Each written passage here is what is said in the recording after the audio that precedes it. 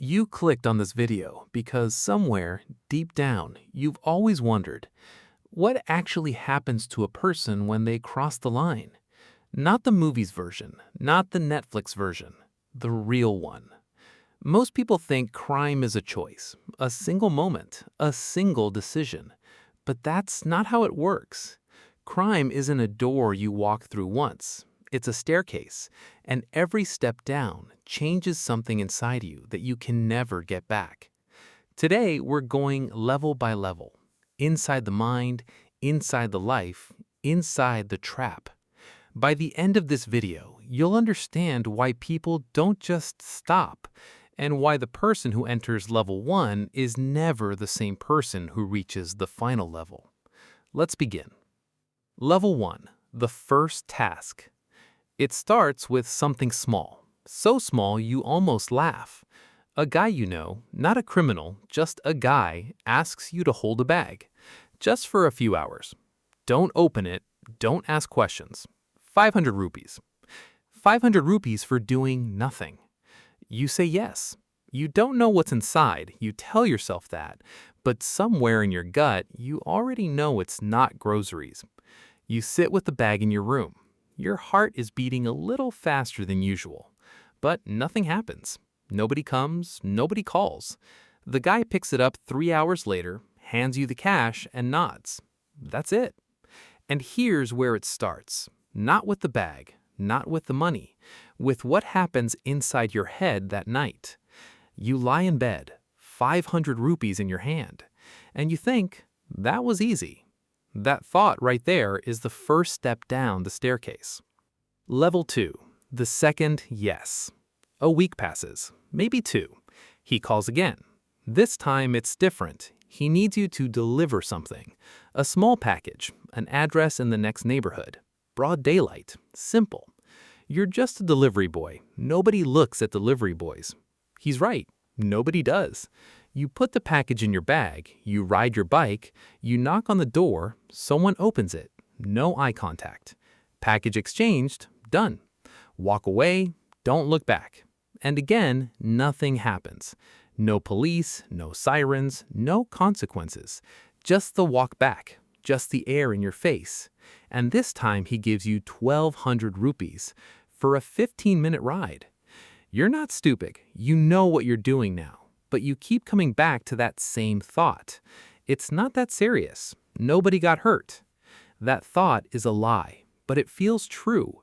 And that's what makes it dangerous, because your brain has just done something it will never undo. It has connected crime with reward.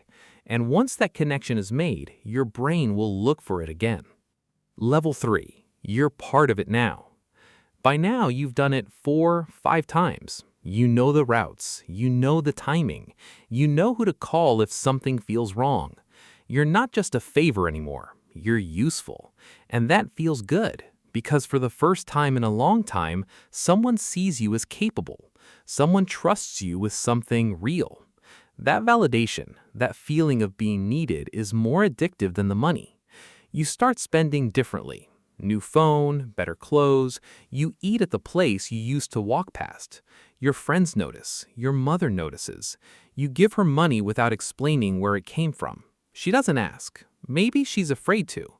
And now something shifts in your thinking. You stop seeing this as temporary. You start thinking, what's next?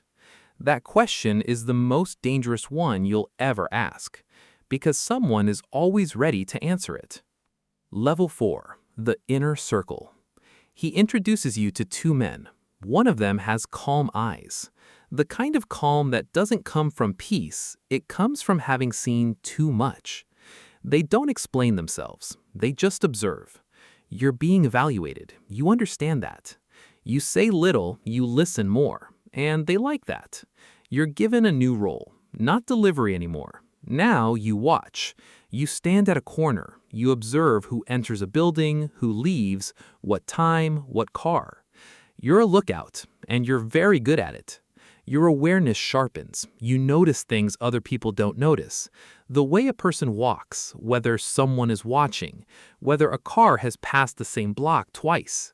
Your brain is rewiring itself. It's becoming a survival machine. You feel sharp, alert, alive in a way you never felt in a classroom or an office. But there's a cost that's accumulating quietly.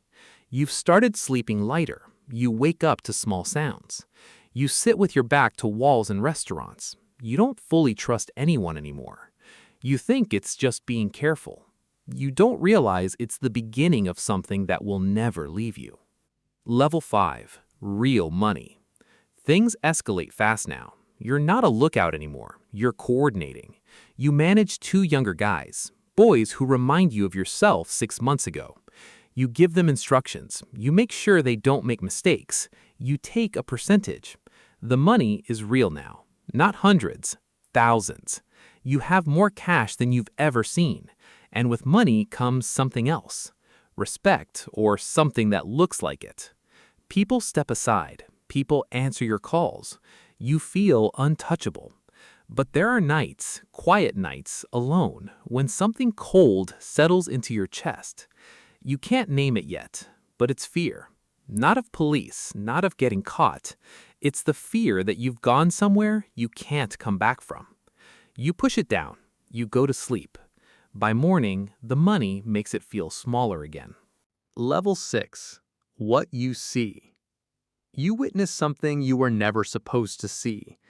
You're not going to describe what it is, but it happens fast. A room, an argument, a line that gets crossed. And you stand there and you don't move. Not out of loyalty, not out of fear, out of training. Your brain has been trained to go cold in dangerous moments. And it works. You walk out, you go home, you shower. And here is the most terrifying thing. You sleep fine. Not because you're evil, but because your brain has learned to seal things off. Psychologists call it compartmentalization. Criminals call it survival. Either way, you're no longer the person who flinched at small things. You've become someone who can witness something serious and feel almost nothing. And part of you is proud of that. That pride is the deepest trap there is. Level 7. Paranoia. It starts small. You check your phone 3 times before sending a message. You change routes. Never the same road twice. You notice a car parked near your building 2 days in a row. Your body is in a constant low-level state of alarm. You snap at people. Small things make you angry. You pull away from family. Not because you want to, because you don't want them anywhere near what you've become. You start to feel alone in a way that money can't fix. The guys around you, you've stopped calling them friends. You trust no one completely, not because you're paranoid, because you know what you would do if the situation required it. And you know they know the same thing. Everyone in this world is loyal until they're not. And the moment you truly believe that about everyone around you, you've lost something that used to make you human. Level 8. The walls close. A name gets arrested. Not you, not yet, but close, too close. The calm-eyed man disappears. No call, no goodbye. Just gone. The operation freezes. Money stops. Communications shuts down. And for the first time, you feel completely alone. You have cash, but nowhere to move it. You have contacts, but none you can actually trust. You have information that makes you dangerous to the people who might be scared you'll talk. That's the cruelest part. The knowledge you've collected to survive is now the very thing that makes you a liability. You sit in your room, phone face down, and you replay the first night. The bag, the 500 rupees. How easy it felt. How small. You'd give everything now to make a different choice that night. But the staircase doesn't go back up. Level 10. The reckoning. It's not always a raid. Sometimes it's quieter than that. Sometimes it's a conversation with your mother who can see it in your face. Sometimes it's a moment in a mirror where you don't recognize who's looking back. Sometimes it's your younger brother asking you what you do for work, and you have no answer. The world outside has kept moving. Friends got jobs, got married, built things. You've been running in circles that only went deeper. And the reckoning isn't just legal, it's psychological. Because your brain, the one that was rewired level by level, doesn't just reset. The hypervigilance doesn't turn off. The trust doesn't come back easily. The compartments you built to survive, they trap you too. Even if you walk away clean, you carry the architecture of everything you built inside. Final level. What remains? Here's what nobody tells you. The most successful criminals aren't the ones who get rich, they're the ones who get out. But getting out doesn't mean going back, because the person who exits this world is not the person who entered it. Your threat detection is permanently elevated. Your ability to read people, their motives, their lies, their angles, is almost uncomfortably sharp. You've seen how systems work, how people break, how loyalty fails. You know things most people spend their entire lives not knowing, and that knowledge has a cost. It lives in your nervous system. It shows up in your relationships. It follows you into every room you enter. Some people take that knowledge and they build something with it. They go legitimate. They use the discipline, the awareness, the resilience in something real. Some people can't. The pull is too strong. The identity is too deep. The staircase becomes the only place they know how to stand. And some people, the ones who went deep enough, they simply disappear. Into the system, into the ground, into silence. There is no clean ending to this story, because this isn't a movie. It's a mind.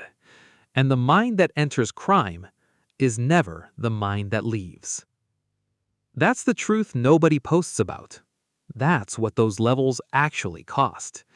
If this video made you think, you already know why.